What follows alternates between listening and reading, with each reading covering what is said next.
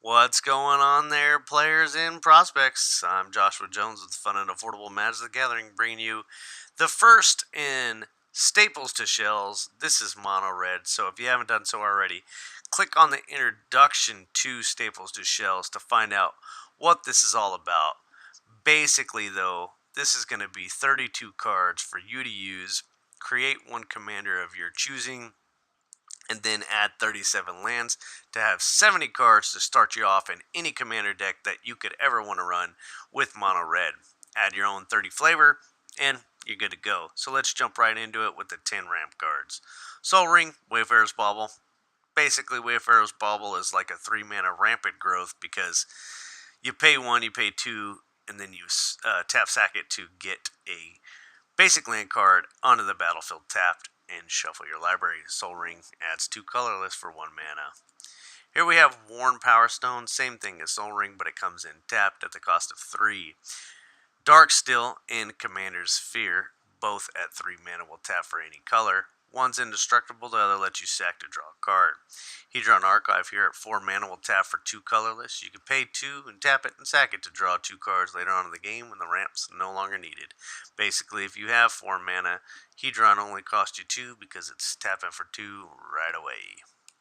Here we have Mind Stone, kind of like Hedron, but at the cost of half as much, tapping for half as much, and only drawing you half as much. Fire Diamond here coming in tap. Basically, it's like playing an additional land on turn 2 if you got 2 mana up, because it's going to add a red from then on out. Belwar Stone, tapping for any colors that your opponents can produce, but it's important to note that in mono decks, even if they're not playing red, this is probably going to get the job done because you need less strenuous mana overall. Sword of the Animist here is pretty great. You are going to have to at least play a deck with some creatures, but if you don't, your commander's a creature, so you can equip this to your commander, and as long as it attacks, you get to do rampant growth effect where you put a land into play from your library, and it doesn't have to get for damage or none of that, so you just put it into play, and it always works because you're always going to have a commander.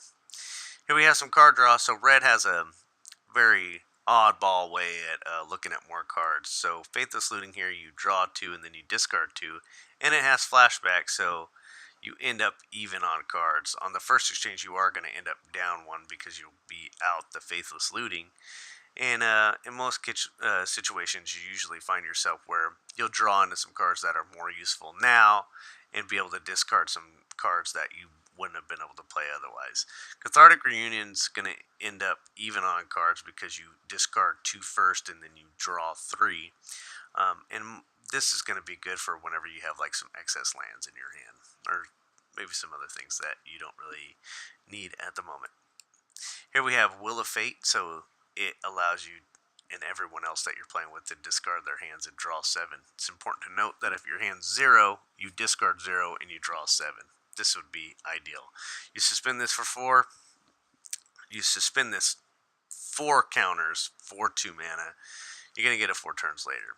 In the case of Active Impulse, Outpost Siege, and Vast's Blasting Cannons, we see what red likes to do most for card draw, and that is exile cards from the top of your library and then give you until the end of the turn to play them.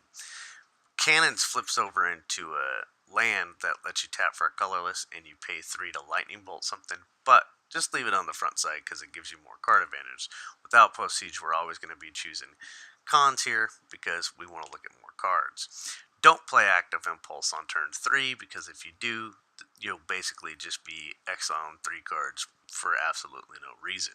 You do have to pay the mana cost of these cards that you're exiling, unless for some reason there's some kind of spell or effect in place that says you can play stuff for free, but we're not focused on that. Play Active Impulse on like turn 9 or something like that when you could use 3 mana to play it and then exile 3 and then have 6 mana to play around with whatever you end up getting exiled. Vance's Blasting Cannons and Outpost Siege, just don't worry about that at all. Run that out on a 4 and then prioritize the cards that are exiled first over cards that are in your hand. Here we have Commune, Dragon Mage, Reforge the Soul, and Abbot of Carol Keep. Same thing with Active Impulse with Abbot of Carol Keep. It comes on a body, but if you play it on 2 mana, you're just going to be exiling a card. So wait until like turn 4 or 5. The X for Commune with Lava. Just kind of figure out what you want that to be.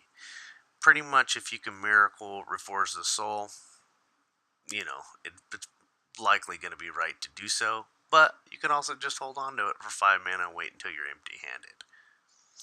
That does it for the draw, so let's move on to the removal.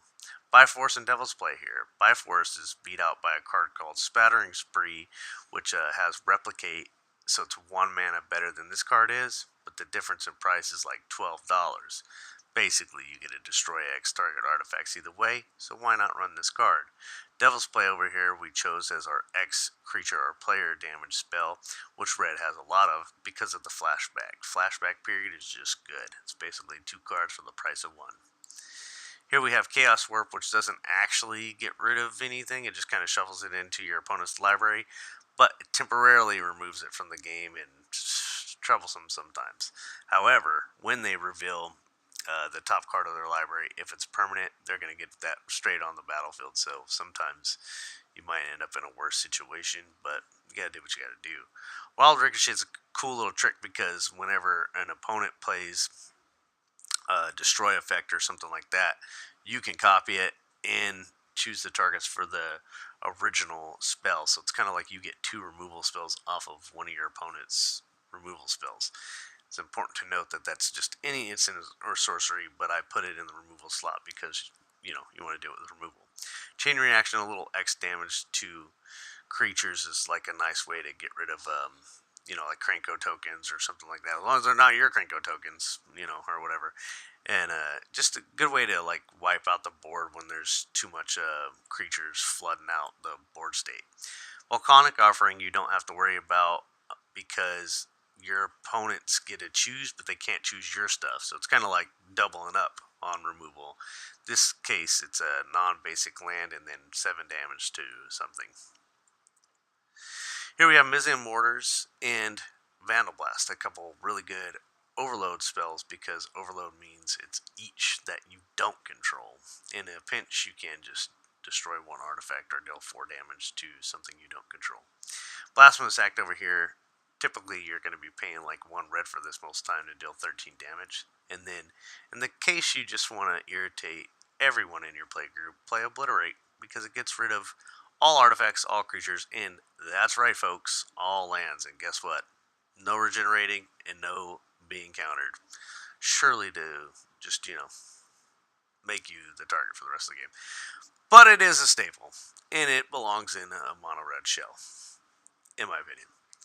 Here we have 37 mountains, so it's important to note that in a monocolor deck, the opportunity cost to play other utility lands is lower because you just only, you only have 1 source of mana that you need.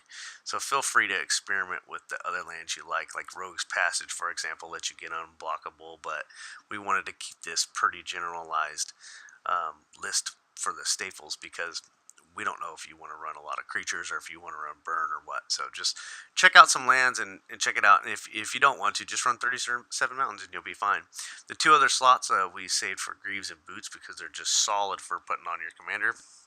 And you're guaranteed to have a commander and you want to protect it most likely. So there you go. Those are the staples.